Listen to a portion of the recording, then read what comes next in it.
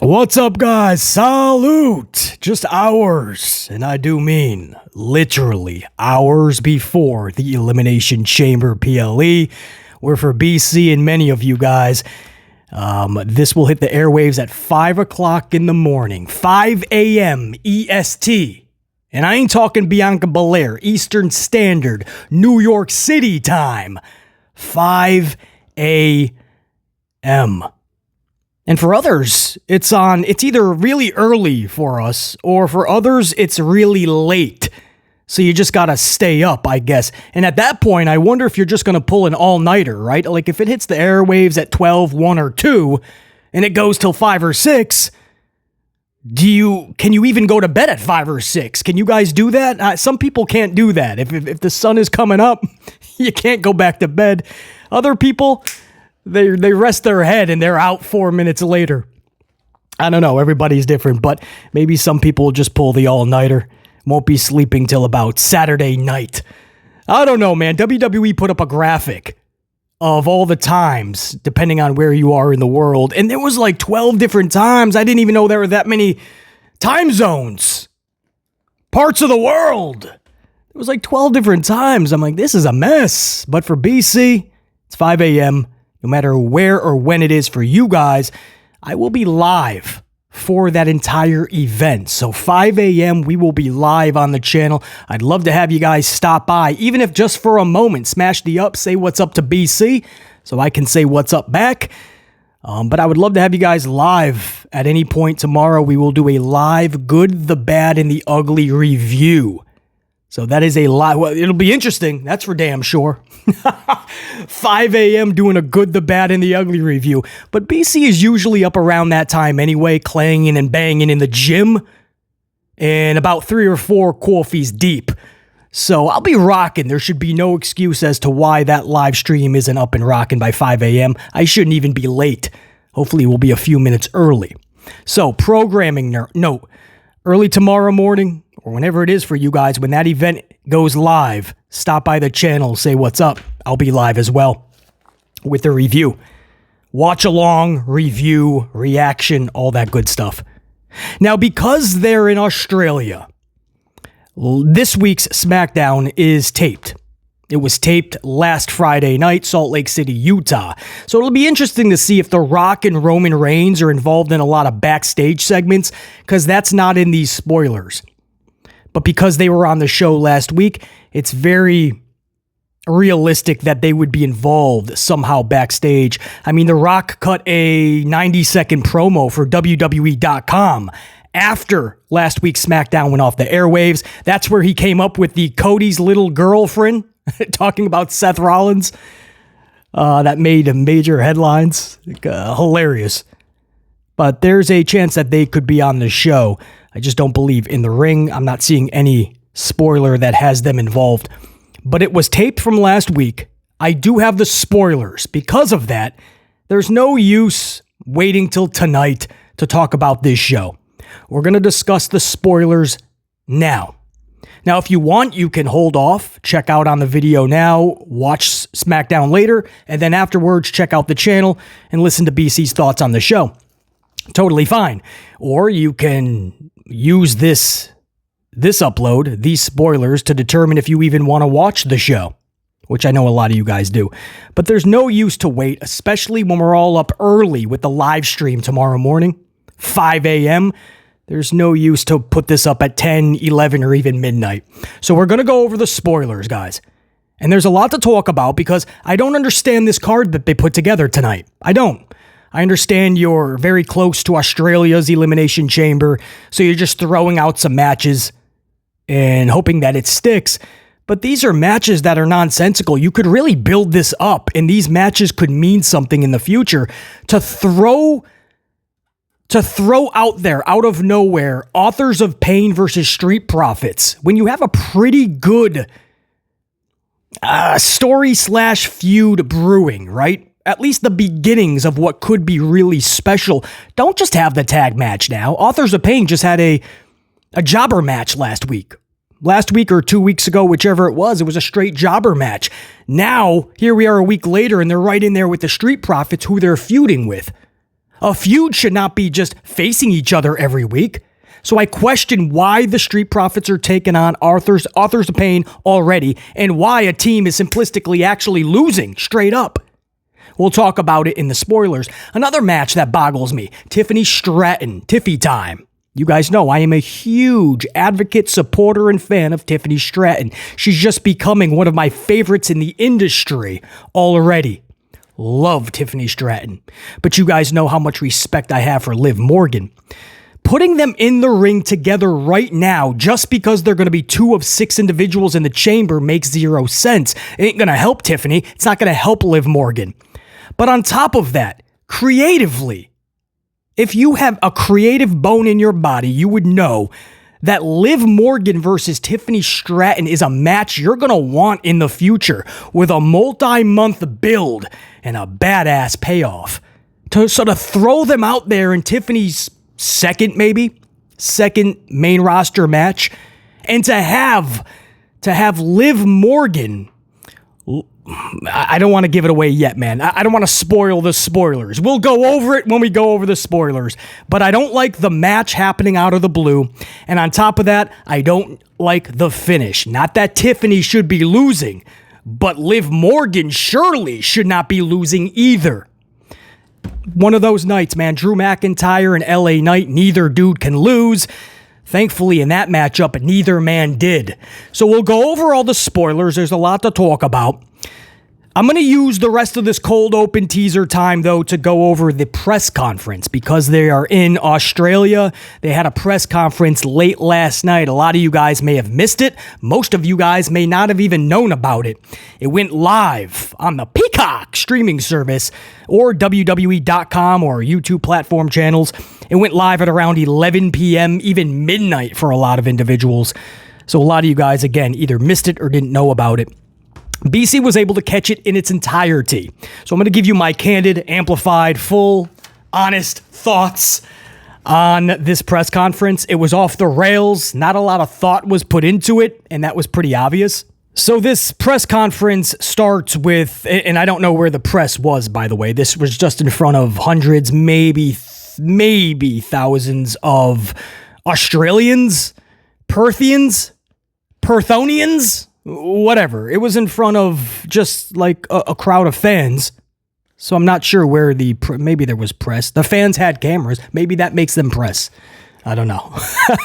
But it starts with Paul Levesque McMahon. Mr. Are you ready?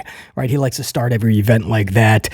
And he tells the crowd to do what they were doing earlier before we went live, which I guess was singing the lyrics to Kingdom Cody Rhodes' theme. And it was just a mess. Like, they just could not get in sync with one another. They were out of tone, I believe. It was a mess. Paul Levesque McMahon's like, ooh, this didn't go well. So he goes, all right, a little out of tune. He goes, do you guys want to try it again? The second time was a lot better. I think, they started, the people that were way out of whack, like, just shut up for a second, got into their auto-tune with everybody else, and then they jumped in. It was a little better the second time. But and then Levesque McMahon's like, good job. Unfortunately, he's not here right now, though. He's not here today. He's on other business. So that the whole crowd was like, oh, you just told us to sing his song. You got us hyped up for Cody, and then you're like, Cody's not here. So instead, he introduces Sethington Rollins. Sethington comes out. I don't know, man, looking like a shiny hubcap under a New York City bridge. I mean, this thing was, he comes out just shiny silver outfit with his gold championship. And he's just like, he's blinging, dude. He's blinging. He's got his loafers on. Sethington, man, Cody's girlfriend, as The Rock said. Cody's little girlfriend, as The Rock says. Sethington comes out and they do the damn zombie oh song. And then they finally shut up after 5 minutes. And then he says, Perth, sing my song. And then I'm like, oh no, here we go. Another 5 minutes. BC's got to mute the TV. Literally had to mute it. It's so nauseating. I don't know what it is. Maybe it's like an OCD or something, but there's the part where they go, oh, and there's like a pause, and everybody is just like just a zombie. And then they pick it up. Oh. And I'm like, oh, I can't do it. It's so cringe, bro. It's so cringe. I gotta press the mute button and hope that when I unmute it, it's Sethington is just saying words. I can't do that damn zombie song. I can't do it. I tried. So they sing the song for a good 10 minutes, and then Sethington says a whole bunch of something. I don't know. The crowd's like, Rocky sucks. But Seth is like, maybe it's the accents. I can't understand you guys. What's that? So they try to get it together a little more. Rocky, and then he's like, yes, I agree. He does suck. Of course, he's not too thrilled. The Rock just called him Cody's little girlfriend recently in a promo for WWE.com. That kind of made the headlines. So Sethington, I don't know. Sethington just said a bunch of words, and that was it. He ended it with, I love you, Perth, and then he walks off. And then we had Bianca Belair was out there. Bianca Belair just... Was she... Yeah, she was first. And then I think Becky Lynch came out. That's what happened. Becky Lynch in like 2 feet. Like, what do you call them? Platform boots. And they were like 2 feet apiece. So she was like 2 feet tall. She was on like, you remember the band Kiss? Does anybody know? I know it's a very old band. They were called Kiss. And Gene Simmons was the lead singer. And they would just have these platform boots that just made them so much taller. And it was a look. Becky Lynch came out with these, and I'm like, whoa. And even still, Bianca Belair was almost as tall as her. So they had some words. Tiffy time, toodles. Tiffany Stratton comes out. One of my all-time favorites already. You guys know that. Tiffany Stratton comes out, and they kind of just say some words. Tiffany kind of gets upset because she has to share the center of the universe with Becky and Bianca at the press event, so she just takes off. This leaves just Bianca and Becky. They have some words. I don't even know. It just ended with Bianca saying you can't spell WrestleMania without EST. That's the third straight promo they've had with Bianca. Moving on, then Nia Jax came out and talked about how she was legit born in Australia, but thankfully not long after her parents smartened up, moved to the States. This got a nice boo from the crowd. Rhea Ripley, who's obviously an Australian, an Austrian. Rhea Ripley is from there. That's all you need to know. She comes out. Good pop. I was expecting a little bit more rowdy, but the sun was just so hot that, it was in little like sessions, right? But they were heavily behind Rhea for sure. The way that for the first 5 minutes Rhea Ripley just played it up was a little bit much, though, because there were so many gaps where the crowd literally went silent, like, okay, you can talk now, and Rhea's just all emotional, right? Man, you're going to make me break character, guys. I'm supposed to be an eradicator, I think she said. And I'm like, dude, they weren't that loud. I mean, like, come on. I don't want to see Rhea. I know she's more of the face in this match, and most likely at Mania. I mean, even if she's in there with Becky and Liv, mommy chants are going to be extreme. And in due time, no matter what, she's going to be an all-out face. But not yet, and not like this, man. All the smiling and the you're going to make me cry and break character, a little much. Come on, man. You still need to be that, that badass.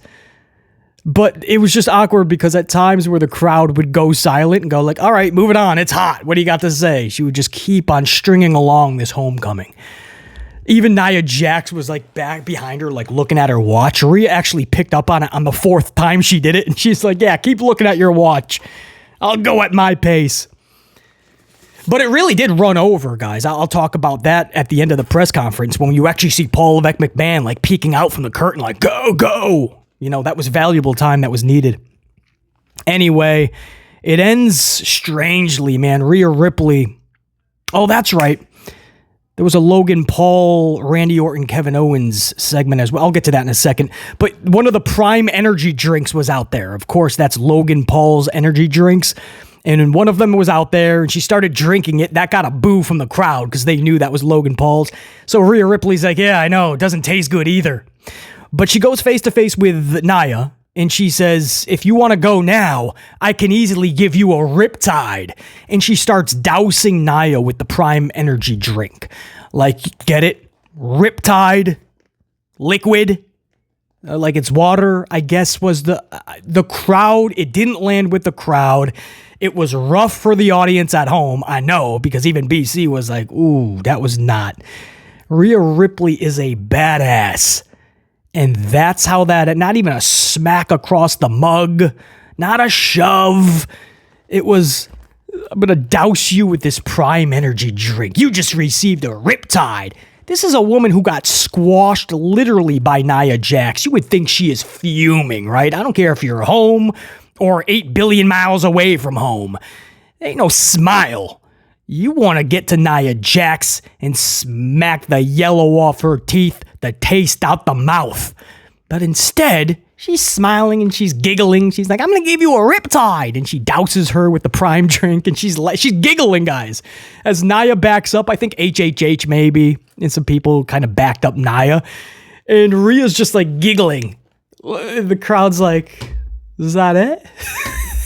Is that what we're sitting in the freaking melting heat for?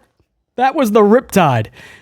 It was weird. I don't know. I think on paper or just in thought, maybe they sat around a table and kind of with their crayons and their Posty pad.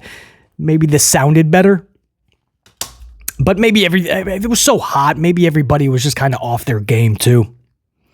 And again, like I said, Logan Paul was out there with Randy Orton and Kevin Owens. Logan Paul stole the show. He had the best promo, guys.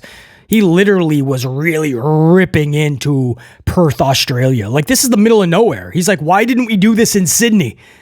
I flew 30 hours of travel to be in the middle of nowhere. I'd rather be in the middle of the ocean, he said. He basically said we're a stone's throw away anyway. This is literally a part of it. Like just the middle of nowhere. And he just kept ripping Perth.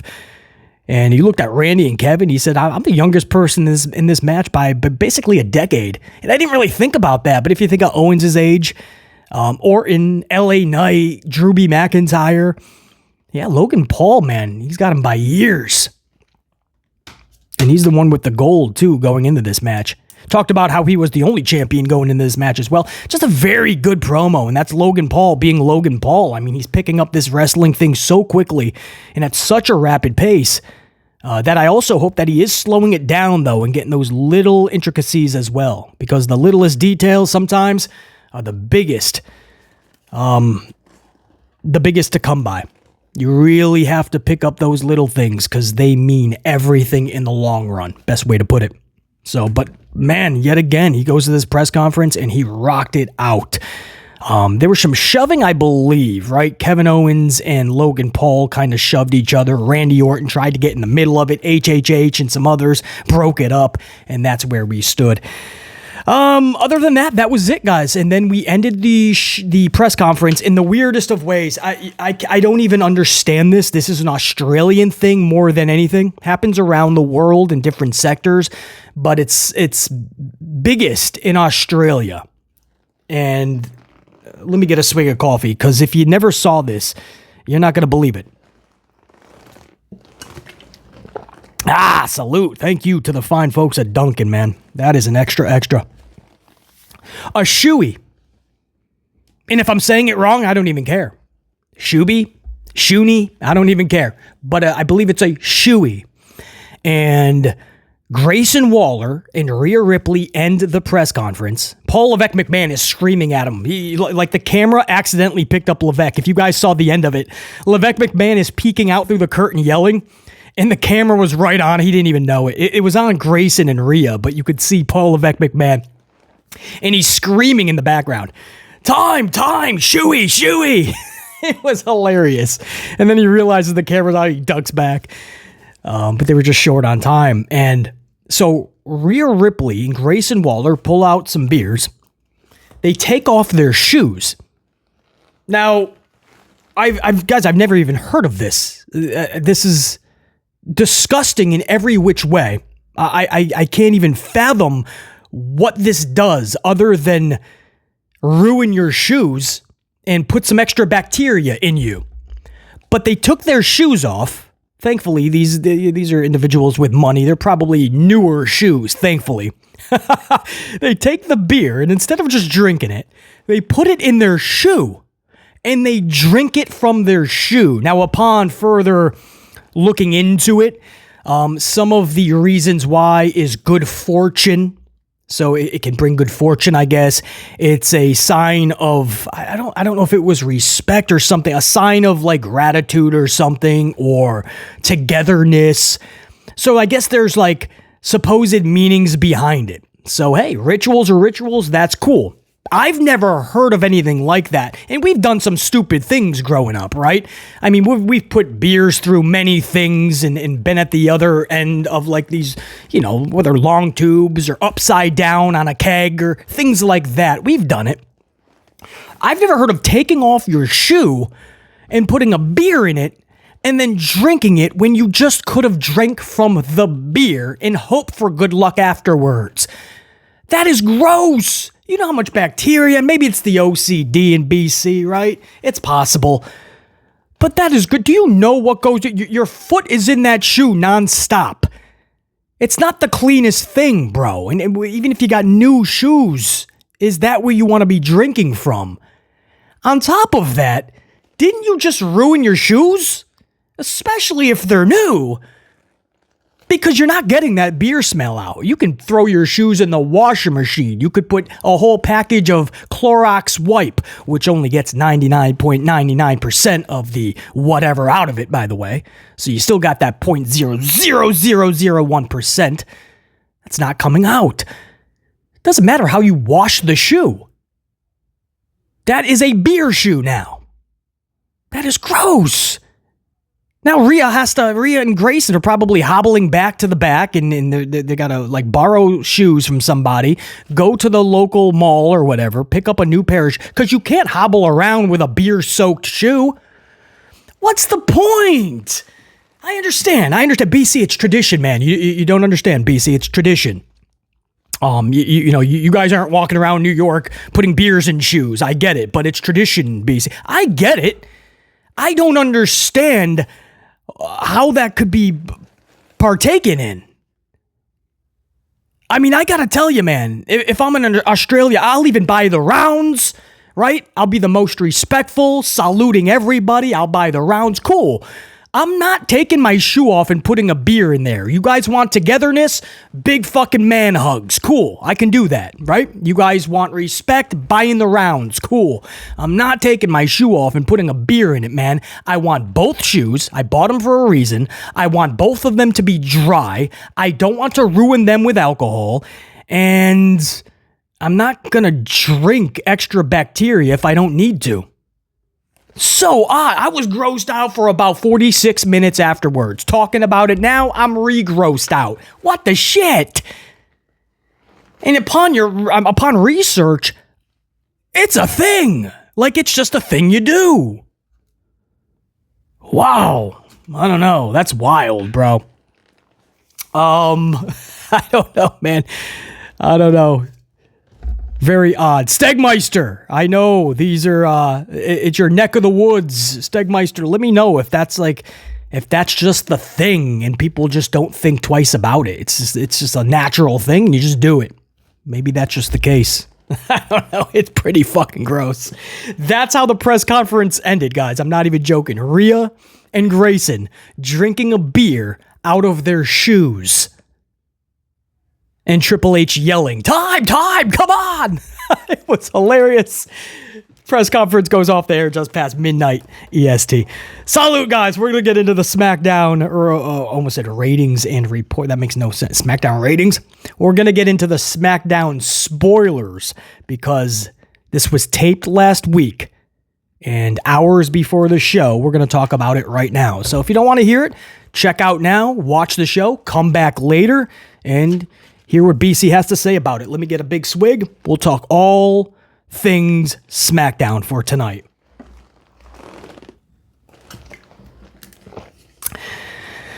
All right, guys, so where are we? Oh, by the way, quick shout out too, by the way. Some super chat, super thankses in the upload from, I believe it was yesterday, the last upload we did. There were some coffees chucked to the channel. Big shout out to Saint Ivan. Appreciate the coffee. Saint Ivan, Kev MD, Clint Green, and JR9 Gaming in yesterday's upload with is it the 42nd annual? Or not annual, 42nd edition, I should say, of the NXT report. JR9 Gaming, salute. That was in the last upload for any big NXT fans out there. You want to check out that report. That's in the comments of yesterday's upload.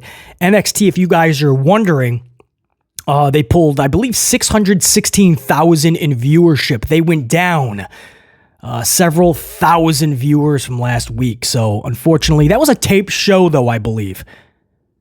I believe that was taped. So, it was going to be a little rocky anyway. People got spoilers. So, all things considered, to be still above 6 and only lose about 20 some odd, I guess no harm, no foul. Pick it up next week. And if you guys are wondering, Dynamite's rating, they pulled 828. That was from last week's, was it 811? The last couple of weeks was 805 and 811. I forgot which was which. So they just can't get back toward 900,000. This week was no different, but at least they did go up a little bit to 828. But this close to their Revolution pay-per-view event, I'm sure they were really looking for a bigger number than that. Dynamite, 828,000 in viewership. All right, SmackDown spoilers for 2/23/24, which was taped at 2/16/24's SmackDown from Salt Lake City, Utah. I got the spoilers. Let's do this. Authors of Pain take on Street Profits tonight. Again, these are spoilers. I'm going to tell you exactly what happened. Authors of Pain defeated the Street Profits. My first question here is, why are they facing each other? You have a really good little story/feud brewing, right? Or at least the good beginnings of it. If you get creative, this could get really good with Karrion and his crew, and of course Lashley and the Profits. And now with B-Fab involved. Her and Scarlett you could do a lot with. So to just throw them in there, it's as asinine as putting Karrion and Bobby one-on-one tonight, which didn't happen, but it's the same thing. The Authors of Pain and the Street Profits should not be facing each other yet. Not in the middle of a SmackDown, by the way. A taped SmackDown where you can just read the spoilers. You don't even have to tune into the match. Like, the story in the feud shouldn't be the wrestlers actually facing each other. That's not a story or a feud, right? Because then you're just going to see the rematch and then another rematch. And then it's not a story or a feud anymore. It's just repetition, right? It's just regurgitated repetition. And rematch after rematch. I don't understand why this match would be booked. It totally deflates anything they were trying to do beforehand or still to come. It's deflating. And then on top of that, Profits are just losing. Flat on their backs, looking up at the lights. Authors of Pain, which, by the way, just had a jobber match last week. A jobber match. They go from beating two absolute nobodies to the main audience anyway, right? If you're at the local bingo hall, you know Danny Dipshit Dugenheimer and Luigi Lugnuts. But, you know, the WWE crowd, they don't know these two at all. So they just get annihilated by Authors of Pain. No harm, no foul. You build up the pain, authors. And then the very next week, they're just defeating Street Profits. You went from two nobodies to Street Profits in 1 week. I don't understand it. That's what you get tonight. You also have another match that just baffles me. Tiffany Stratton versus Liv Morgan. Why? Why would you do Tiffany Stratton versus Liv Morgan? The creativity in BC is overflowing when I have these two, when I think of these two. And if you say BC, I want a 2-month feud with Liv and Tiffany. I'm like a kid in a candy store. I'm ready to rock out, man. Let's go. Liv Morgan and Tiffany Stratton? I'd be happier than a pig in shit. Let's rock. Instead, no feud, no story. Let's just have the match middle of a SmackDown. And Liv Morgan is flat on her back looking up at the lights. I love Tiffany Stratton. I do not want her losing this match or any match in the near future. But Liv Morgan can't be losing. This match shouldn't even be happening. It's too good. You're going to want this match as part of a really badass story in the future. Don't just waste it. I'd rather a jobber match. Tiffany Stratton in there with Handjob Holly. Right? Or Liv Morgan in there with 3-Titty Teresa. Cool. But don't put them in there together. Nobody's going to win in this scenario. Not even Tiffany. You say, BC, you love Tiffany. This is a big W. It's a spoiler event. It's a taped show. A lot of people won't even see this or care about it, much less. These matches, man. You can't give these away on a nonsensical show. These are matches that could have money behind them and interest and should have care put into it. Bron Breakker. Here's the jobber match. Finally, we get it. Bron Breakker defeats Dante Chen. Dante Chen is defeated by Bron Breakker. This was just described as a quick squash match to build up Bron, just like Authors of Pain had last week. This is what you need. More jobber matches. Why couldn't you just have the same for Tiffany and squeeze in a 2-minute Liv Morgan jobber match? Have her literally just ready for the chamber by taking whoever her opponent is, 3-Titty Teresa, and giving her 3 oblivions, right? 3 of them, back to back to back, then pinning her. The crowd would erupt. Damn, did you see Liv destroy 3-Titty Teresa? And have Tiffany do the same thing to Handjob Holly. 3, 4 moonsaults.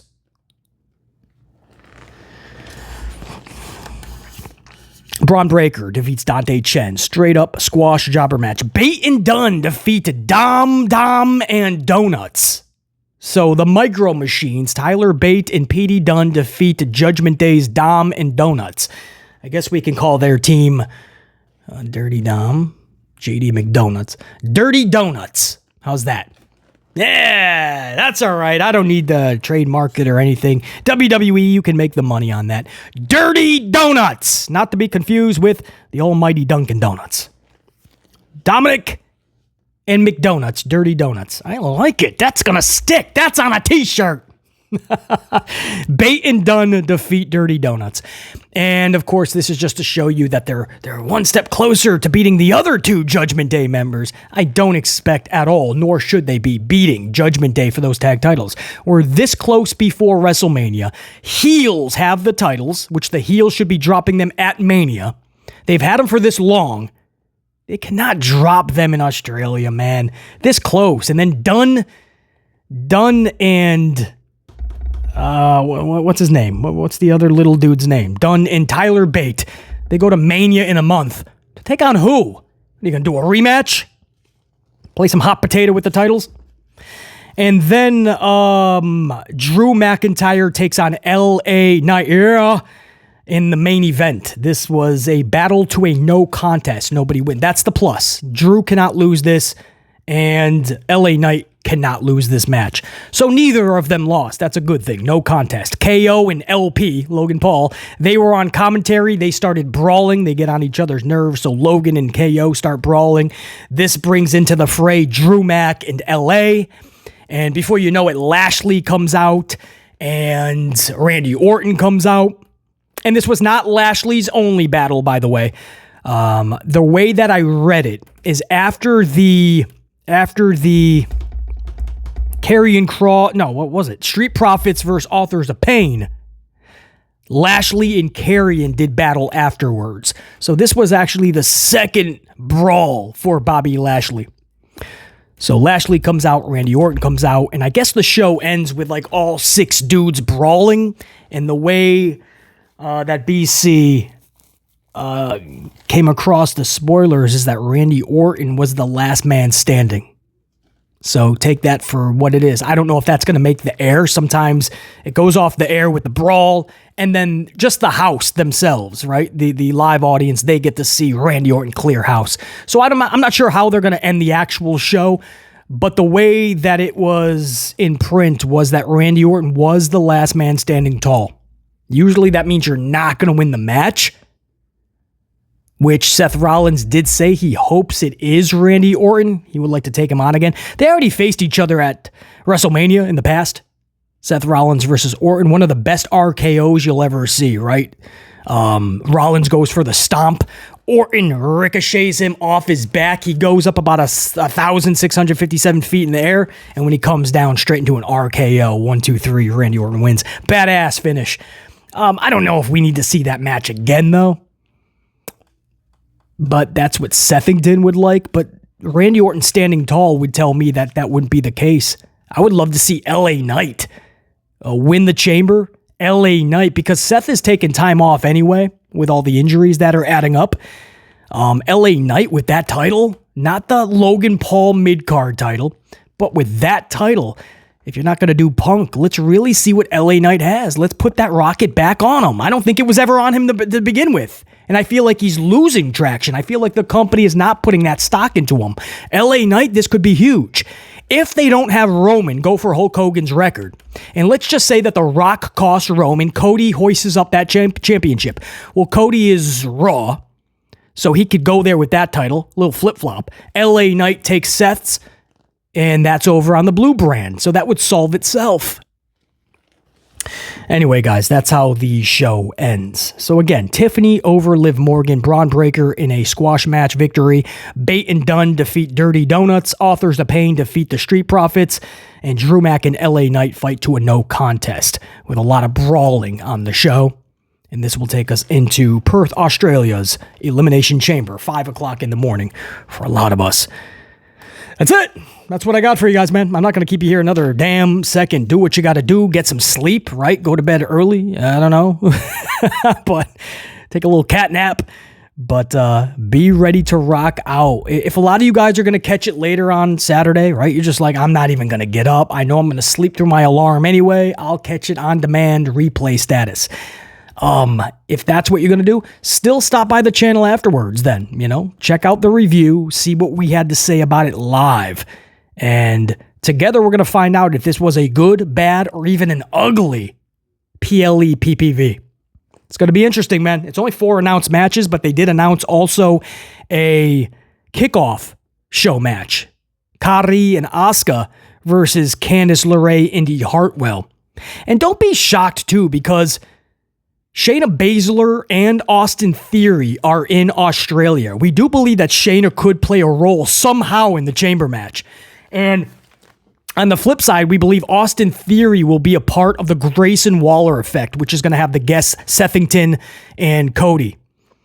So, that could even turn into an impromptu tag match as some filler, a filler matchup. You got Cody and Seth in a tune-up match to their Mania match with, stupidly, Rock and Roman. But you could see Austin Theory and Grayson take on Seth and Cody. But Shayna Baszler and Austin Theory both in Perth with no advertised match. So we'll see. That's what I got for you guys, man. Until next time, there will be that next time. 5 a.m. I really hope a lot of you guys will stop by, say what's up. Even if you can't stay for long, you're going to go in and out after every match, see where we're putting the tallies in what category, good, bad, or ugly. No matter how you're going to watch or listen into the live stream, I hope you can definitely stop by because it's going to be early. We're going to find out the tried and true amplified unit members, man. Salute, guys. We'll do it 5 a.m. Until then, top guys, we're out. BC saying check you. Peace.